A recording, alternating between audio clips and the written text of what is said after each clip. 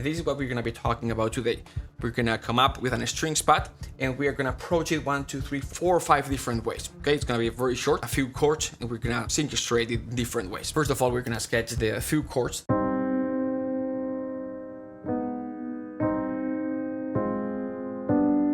So, starting from the most realistic, any of us would think, well, I bought this string library, I'm gonna do one by one, violins 1, violins 2, let's do this, and let's see how it sounds.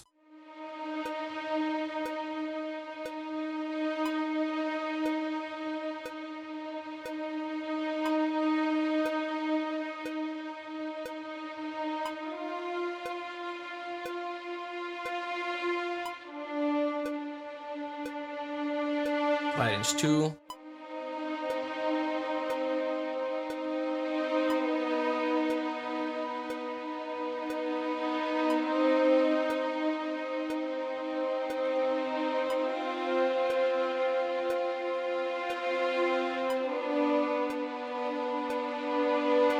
Viola.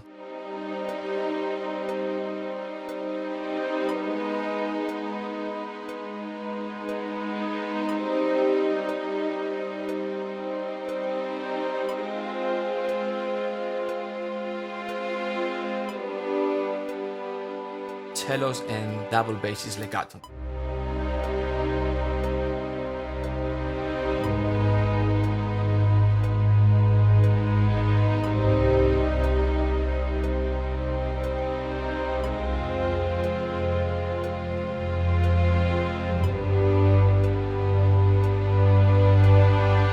So, example number 1. Now we're gonna do the second approach, which is the one that most of the times I use, which is going to be strings ensemble, and then just layering on top of that the violins 1 and the cello. There's a little bit of filtering going on here. I'll explain this in a second because I want to talk about this later. But for now, I'm going to deactivate it.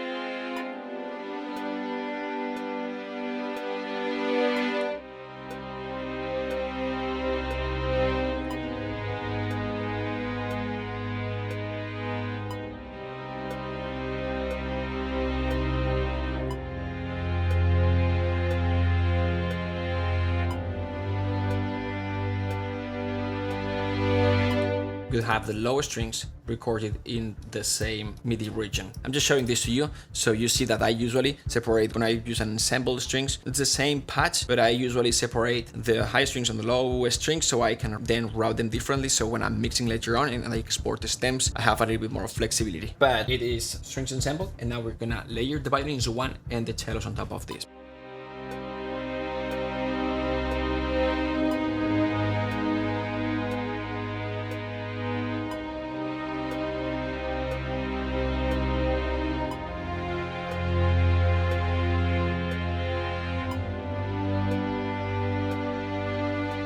Now I'm gonna do the cello.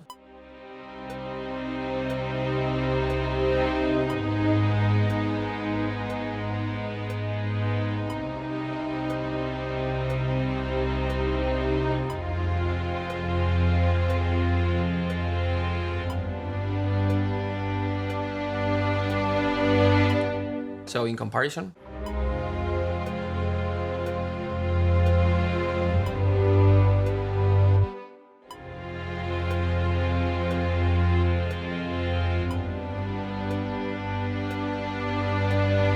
I don't think that there's one that's better than the other, just different sound. These you have more control, you're gonna have a little bit more open sound, you're gonna hear the inner lines and the individual lines a little bit better. These here, usually you're gonna execute faster. If you just used a strings ensemble, then it would sound a little bit too, strings ensemble patch, typical sound where it's just like strings sound, you don't have that much control. When you layer this, you kind of get closer to the sound, but you've executed this faster. Now what we're gonna do is we're gonna transition a little bit to a little bit more hybrid sound, which is not bad. It's perfectly fine. It's just a different sound, but I just wanted for you to see options. And I'm doing this because these are type of sound that we are very used to. And sometimes we wonder why our strings don't sound like what we hear in a soundtrack. And sometimes it's because we are not using it the same way that they are using it. from the source sound and the way it's processed. First thing that we're gonna do is we're gonna mute these strings for a second, and we're gonna focus just on this guy here. These are the lower strings. I'm gonna get rid of the dynamics.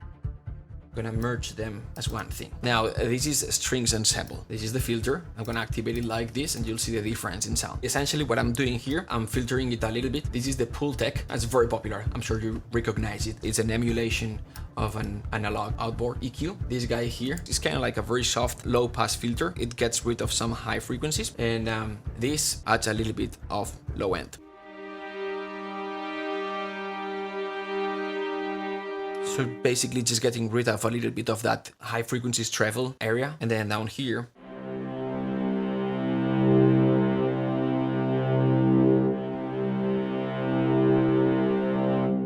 so now we have a little bit more of low end and a little bit less definition up here.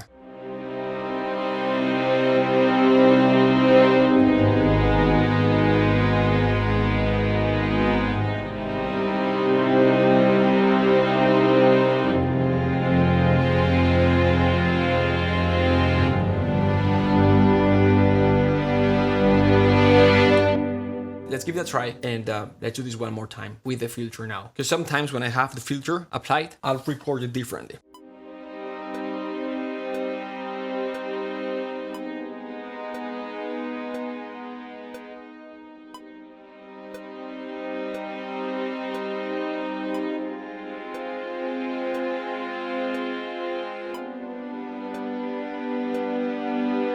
And now the lows.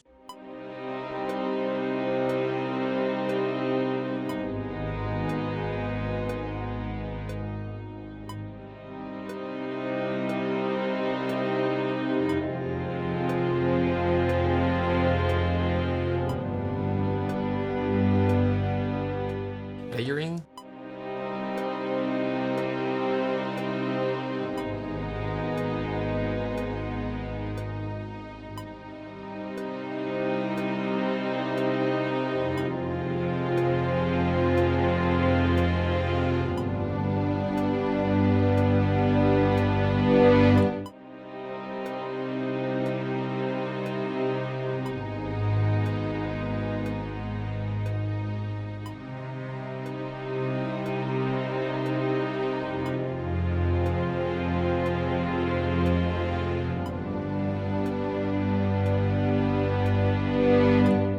Now we're gonna do strings. We're not going to use dynamics. We are gonna do volume. So we do have some like going up and down, but not this guy. It's like if we had a very old patch from a synth keyboard kind of thing, and we've got the typical strings, and it's just one layer. They actually did record the strings. It's not synth, but just one layer. There wasn't more RAM. They just had 128 megabytes of RAM. Now, the composers that used to use those sounds, they still live these days. Meaning that wasn't that long ago. We were talking maybe 20 years ago. We are used to this sound. Let's just recreate this and see how it sounds. And theoretically, we would think it's gonna sound very bad. But let's take a look and let's see. Let's experiment a little bit.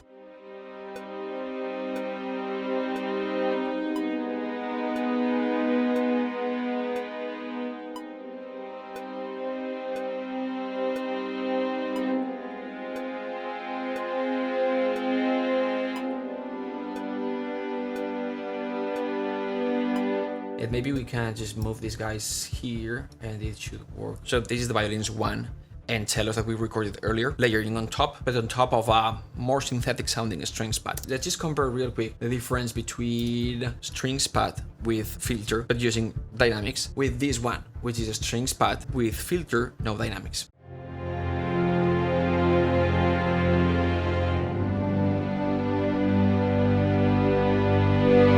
Without dynamics.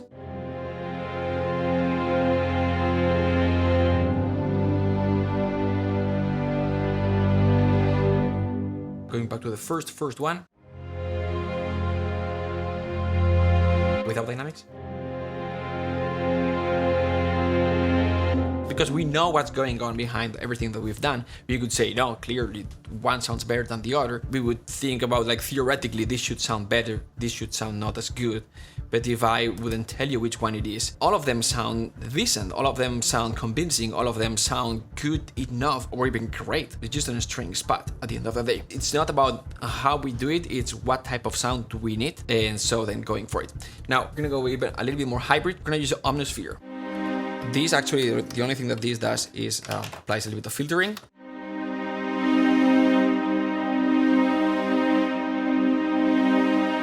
It's a very subtle low pass filter, and this is volume.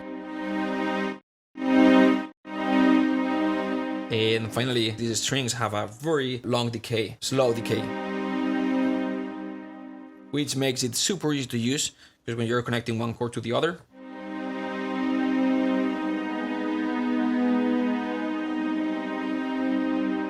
but at the same time, for the way it's being processed to create this instrument, it's gonna sound a little bit more synthetic. Let's see how this sounds. Maybe we like it even better.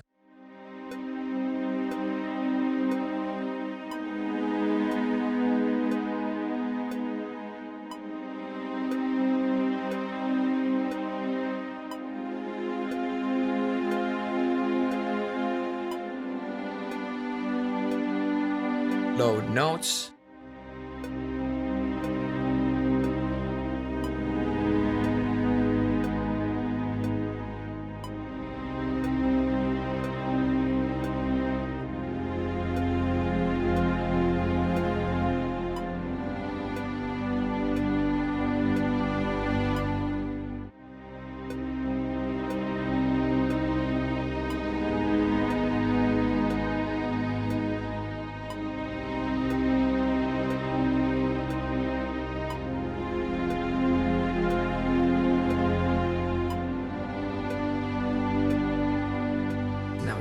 Cello.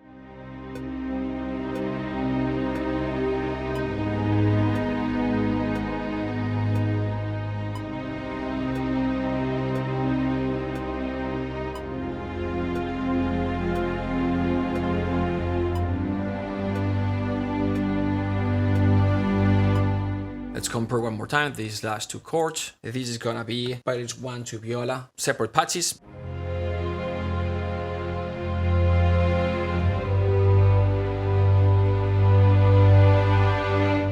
Second one is going to be a typical ensemble strings patch, layering violin 1 viola, so this thing here, without the filter.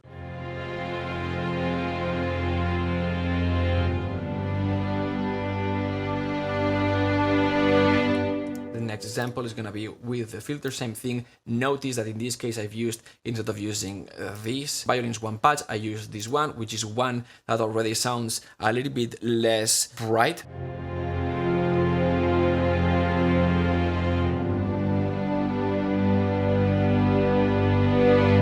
Next one with the filter but with no dynamics, just volume.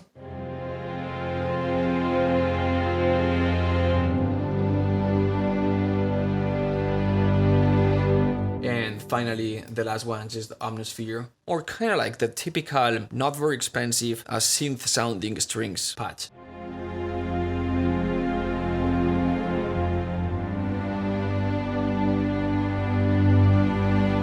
Let's just experiment if we could just use like a very cheap, like non-realistic sounding, kind of like strings patch, and then let's throw a melody. So we've got this guy here. Let's just record a cello.